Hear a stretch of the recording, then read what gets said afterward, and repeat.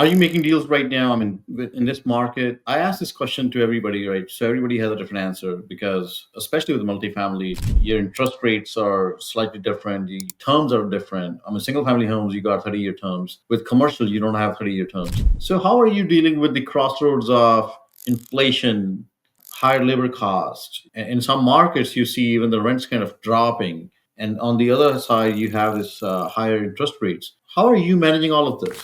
What I've learned in this world is the more value you provide the world, the more the world will provide back. It's that simple, right? I did work from home.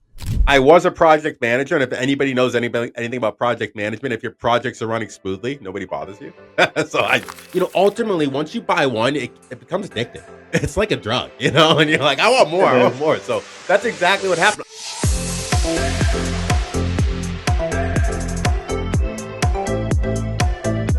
Hello and welcome to another episode of Bigger Life Podcast. Today we have an amazing guest from Massachusetts. He is into multifamily space, into syndications, value add, flips, you name it. Hey Andrew, how are you doing? I am doing fantastic. Thank you for having me. My pleasure. So Andrew, tell us a little bit about your life journey before you got into multifamily. Of course, we'll talk a lot about multifamily. Like many people listening, I was more kind of following the mirage of the American dream. Like, go get a good education, go to a good school, get a six-figure job, buy a swanky condo in a city. Like, you've done that, you made that. And I spent my entire 20s doing that. I got my bachelor's, I got my master's, I got a job at a prestigious organization, the Broad Institute of MIT and Harvard. I got my project management certificate, I got condo. I did all that in my 20s. And come around COVID, you know, at the end of the day, I really, I ascended to a high level, in the workplace, and I felt empty when I came home. I escaped to vices like, video games, weed, movies, women, whatever I could do to take my mind off of the fact that I really wasn't going after, the goals that I really wanted to, the dream life that I wanted to create. So that's when I really decided, I really had to make a choice. Do I want to do the status quo, which is, do the same thing for 30, 40 more years and potentially retire, potentially not, or make a change and actually, go for this financial freedom journey? And I actually decided, actually make a change, and I looked at, and at that point I found this book, Rich Dad Poor Dad. And in there they talk about the power of real estate investing. So at that point, I had that condo, and I looked at my net worth. It was about $250,000. $200,000 of my net worth came from that one bedroom condo I bought 5 years ago. I completely forgot about. It literally took me 10 years to save up $50,000, and that was kind of a light bulb moment where it's like I cannot achieve financial freedom this way. So I ended up HELOCing and using a home line of credit on my one bedroom condo in Boston for about $200,000, and I utilized that during COVID to start buying multifamily. So I started house hacking multifamily in Worcester, Massachusetts, which was about 45 minutes west of Boston, where I was living. I house hacked two or three properties. I ended up buying an investment property. I essentially levered as much as I could, ran out of my own cash, and then kind of figured out how to raise money from investors. So, since December 2020, I went from zero to around 350 doors. Awesome feat. So let's dig deeper into your first deal because first deal is always challenging. Sure. Of Of course, course. every deal is challenging still, Totally. but Totally. but still. So let's talk about first deal. What I mean, there were all sorts of challenges. You are not a multifamily investor, so how did you thought about multifamily? I mean, you bought a condo before where you got an awesome, Hmm. appreciation. But Yep. why multifamily? So the reason why I wanted to do multifamily is because while I was going after my financial freedom like dream, like I still worked a W-2, right? And when it comes to real estate, there's different spectrums of work versus return, right? And long-term rentals had a minimum amount of work and it also had a minimal return versus short-term rentals, they require a lot of work and have a higher return. So given the fact that I was working simultaneously while having a good W-2, that's why I decided to stay in the multifamily. So that was kind of my thought process behind that. Was like I had the time to actually do both simultaneously. What was your first deal? Can you dig deeper into first your deal? Oh, of course. So my first deal was, going into real estate. I thought, if I house hack 10 multifamilies in 10 years, that'll be 30 units and I could ride off to the win and retire. That was my dream. And for your viewers that don't know, a house hack is when you own or occupy a 3 to 4 unit multifamily property with a low down payment loan. For instance, an FHA, a 5% down conventional loan, or sometimes they have 0% first time homeowner type loans. So in that particular case, my first deal was a 3 unit in Worcester, Massachusetts. So, when I was looking for multifamily, I'm like, if I want to buy multifamily, where do they have a lot of multifamily, right? And there were like really 3 or 4 major cities in my area that had a lot of multifamily. They had Manchester, New Hampshire. You had Providence, Rhode Island. You had Brockton, Massachusetts. You had Worcester, Massachusetts, right? Out of all the areas that had multifamily, Worcester seemed the most attractive. They have the Woo Sox. They have the Woo Sox team, which is the minor league team of the Red Sox. They have a bunch of biotech jobs out there. They have hospitals. They have schools. It was like an up and coming area. So at that point, I decided I want to buy a multifamily there, and I wanted to use a house hack to do that. So I ended up finding a 3 unit for $560,000, all 3 bed units, and I got that for $560,000. And I got that with an FHA loan. So I ended up bringing 3.5% down, or more or less $40,000 to get into that property where I lived in 1 unit and rented the other two. But that $40,000 didn't come from my money; that actually came from my HELOC, right? So that was my first deal, and honestly, that really set me up to really go after the other deals because it brought my living expenses really close to a zero as possible. With 2 units rented, I got 3,200 in rental income, and my mortgage was 3,200. So I was essentially living for free, minus capex, repair, and things of that nature. Yeah. So this is a smart move, right? So for anybody that's listening. So what Andrew did, he had a equity in his condo. So he pulled the equity out of that. Then he bought a multifamily unit, basically a quad. So up to a quad, you can actually do a house hack. And he used a FHA loan creatively where he bought that unit for 3.5% down. So for the 3.5%, he borrowed money from his home equity line of credit. Now that condo that he was, living in himself, now that will also produce rental income because now that's essentially free. So he will get rental income from that. And now this 3 units that he got, he is living in one while the other 2 units are essentially paying the mortgage. So it's a very smart move because essentially by just borrowing $40,000, he had created so much of equity as well as cash flow for himself. So that's how you kind of get started if you're just getting started. And then we'll hear next what happens next. So that's the great move. So was it a value add? Let's be frank. At the end of the day, when it comes to people's first deals, I highly recommend they take on something easy and they build up the difficulty as time goes on. Just like how you acclimate as human, you crawl, and then you walk, and then you run. Same with real estate. And for my first deal, it was pretty much as turnkey as it gets, minus cosmetic upgrades. 2 of the units needed cosmetic upgrades. Everything else in the building was new. The building was actually bought by a GC, and he was meticulous. He was absolutely meticulous with his property. So the main value add with that particular property was just upgrading 2 units cosmetically for around $10,000 to $15,000 per unit, and raising rents from, I believe, 800 to around 1,600 at that given time. Now they rent for around 2,200 per unit, but at that given time they're renting for around 1,600 bucks. Yeah, and that's another good thing about real estate, right? As values go up, rents go up. So when Andrew bought it, they were renting for 800. When he invested some money, he was getting 1,600, and today it's renting for about 2,200. So as time passes, as inflation happens or whatever happens, but he's locked in. He's locked in with his mortgage for 30 years. So his cost on the mortgage side, there are three big expenses, right? You got mortgage, insurance, and taxes. Now taxes and insurance will go up, but the mortgage, unless you refinance, it's going to stay the same. So, Andrew, you got your first multifamily deal, like 3 units, you bought it yourself and your house hacking one. Did that light bulb moment happen yet that I'm going to go from 3 to 300, or you are still at 3 to 330? It definitely just happened, over time. But ultimately, once you buy one, it becomes addicting. It's like a drug, and you're like, It I want is. more. So that's exactly what happened. I still had I had that $200,000 line of credit, right? I only used 40K. I still had $160,000 left. So I was hunting for the next deal. I was looking left and right, and then I ended up running across 2 deals that I used that HELOC on. I ended up finding my mentor who owned about a couple hundred units in the area. And I really wanted to learn from him. He was doing what I wanted to do at a large scale down the road. So I wanted to provide value to him, and I found a couple ways to provide value to him. One way, among becoming an investor focused agent under his team, as because he was a broker, was I invested in his syndication. I mean, don't get me wrong, I believed in the syndication, but I mean that obviously provided value to him, right? So I ended up he offered it was a 132 unit building in Lowell, Massachusetts. For that particular property, I think I took $50,000 from that line of credit, and I put it on that syndication. My thought process behind that was, I'm borrowing my HELOC at a 3 or 4%.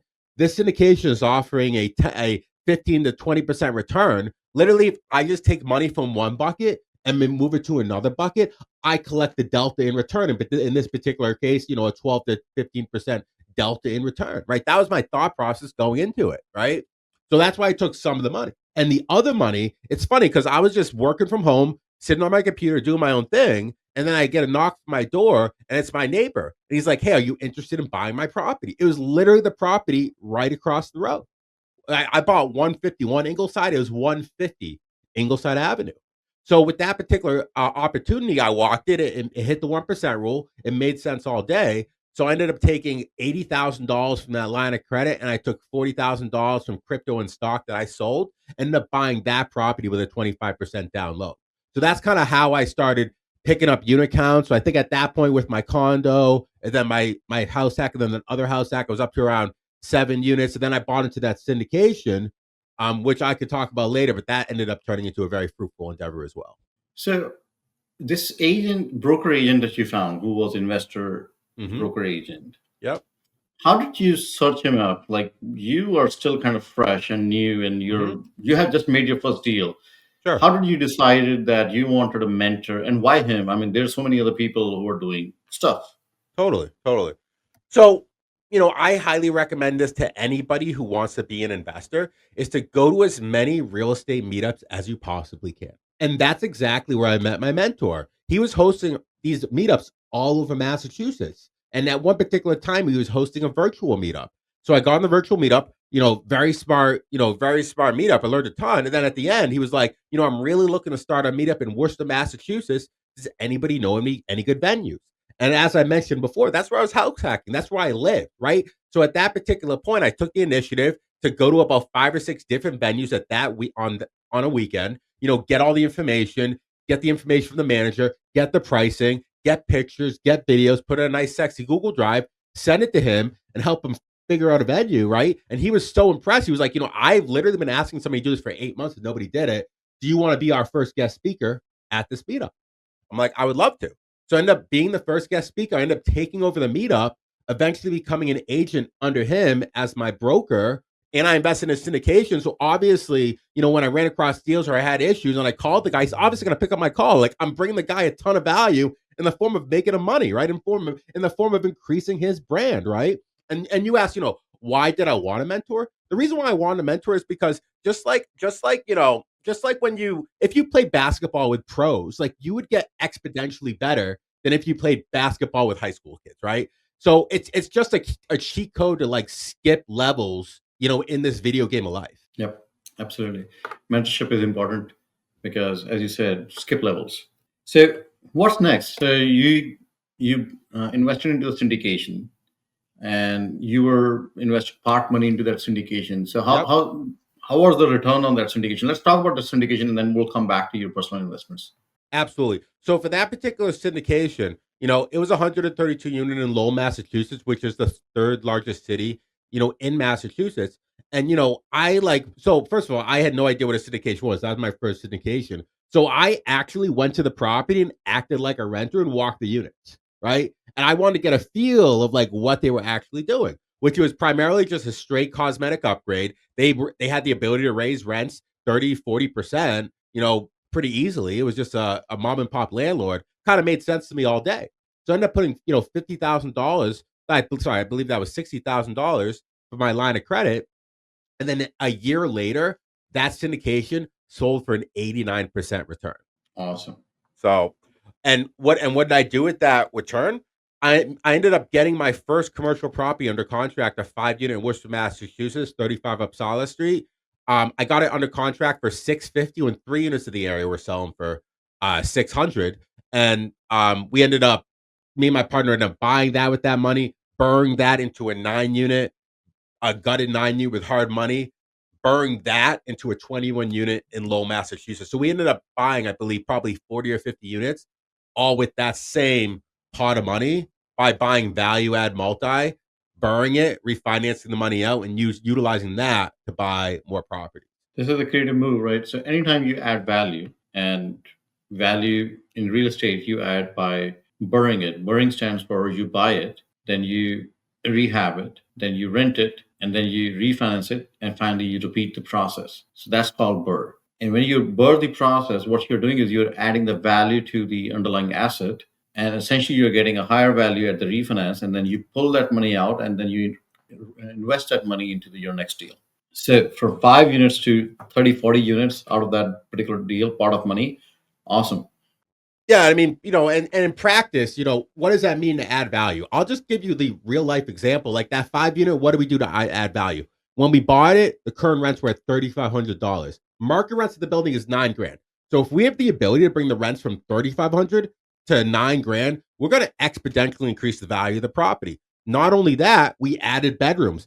There were 3 units that were 2-bed units that you can create into 3-bedroom units, right? We brought the revenue on those units from 1,600 to 2 grand, right? So those are some ways how we essentially made this property that was worth 650 when we bought it eventually be worth 1.1 million dollars. And then we took that money and we found another opportunity, a 9 unit with 4 gutted units.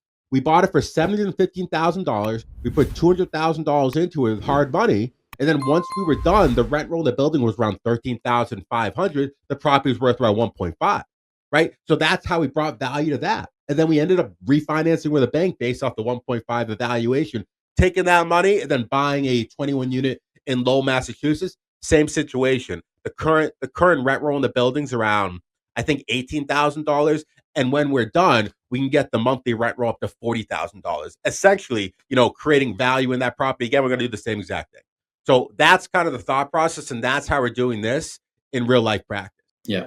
And you're doing all of this while you're still holding your W2 job. I was doing this while still holding my W-2 job. Yes, I quit in June, so I've been out for almost a year at this point. But yes, this was all simultaneously working my job. I did work from home. I was a project manager, and if anybody knows anything about project management, if your projects are running smoothly, nobody bothers you. so I made it a point that my projects run smoothly. But yes, I was working at W-2. Nice. And then you started syndicating yourself, right? Yes. So I eventually ran out of my own money, and people were bringing me all these amazing deals. So the first big deal that brought to me was a 69-unit portfolio in New Bedford, Massachusetts, which is south of Boston. And somebody brought it to us around $80,000 a door, when doors in that area trade for $120,000. So it was a fantastic deal. It made sense all day, but we didn't have the $1.8 million needed to take it down. So he found the deal, and he was like, at that point, my podcast just came on Bigger Pockets, and he thought I had the ability to raise the capital. I thought I did too. You'll find out later. Maybe I did it, maybe I didn't. But we ended up syndicating that deal where I was brought on primarily. Me and my partner brought on primarily to raise capital, right? In real life practice, I think we got to about 3 weeks before we were closing, and we were 800K short. So thankfully, I had my mentor, called him up. He raised the last of the capital. We gave him equity, brought it to close. But that's why it's so important to surround yourself around other people doing big things, because a lot of times they have answers for problems that you don't even know you need answers to. Absolutely. And that network and that mentorship kind of played the role here for you to close the deal.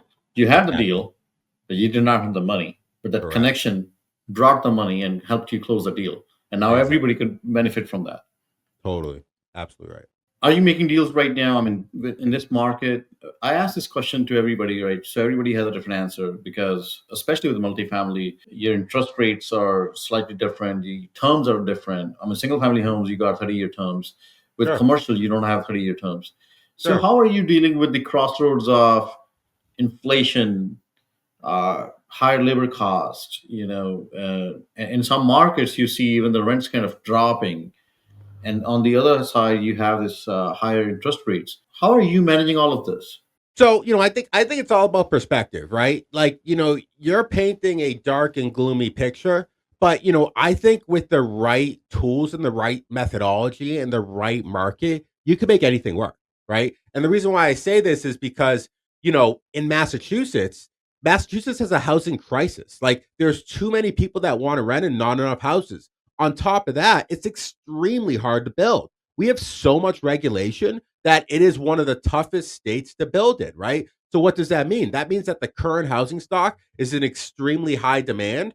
And renters are, coming left and right. And you're asking, how am I mitigating these high interest rates? So the way I'm mitigating these high interest rates is strategically investing in tertiary markets outside high growth cities like a Boston or a Providence with a high concentration of multis with a higher cap rate that exceeds the interest rate, right? So I'm talking, I'm buying these assets where my goal is to eventually, once the business plan is done, to get the cap rates to a 9, 10, 11%.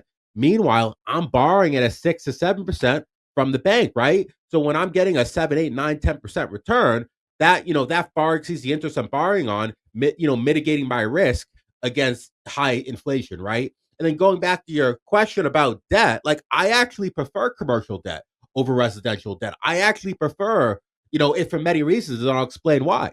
With commercial debt, you have the ability to negotiate every single term in the term sheet, right? Like I can negotiate the amortization schedule. I can negotiate the interest rate. I can negotiate whether there's a prepay. I can negotiate whether there is a construction loan. I literally can just create the perfect loan product based off what I'm looking for, based off what the project is, right? So say for example, I'm buying a stabilized multifamily. I could specifically focus on better interest rates and a longer amortization schedule. Or from buying a deep value add, I could specifically focus on a no prepay or a high amount of construction costs covered by the bank, right? So I have the ability to create the perfect loan products based off the business plan that I developed, right? So, I think that's a big misnomer in real estate that commercial debt is harder. I actually find it easier if you know how to play within the rules. So for last 1 year, have you made any deals in last 1 year? I've closed on over 150 doors since 2020, since this year. My goal is Since 200 this, doors. My goal is 200 doors by the end of the year. So I'm well ahead of schedule. But yeah, we're closing deals left and right. We closed 3 deals last week. We're closing a deal next week. We're closing 2 deals the week after that. So Massachusetts, like during the whole COVID and other areas, we're seeing rental prices go down or housing prices go down. Not Massachusetts. We have not experienced that.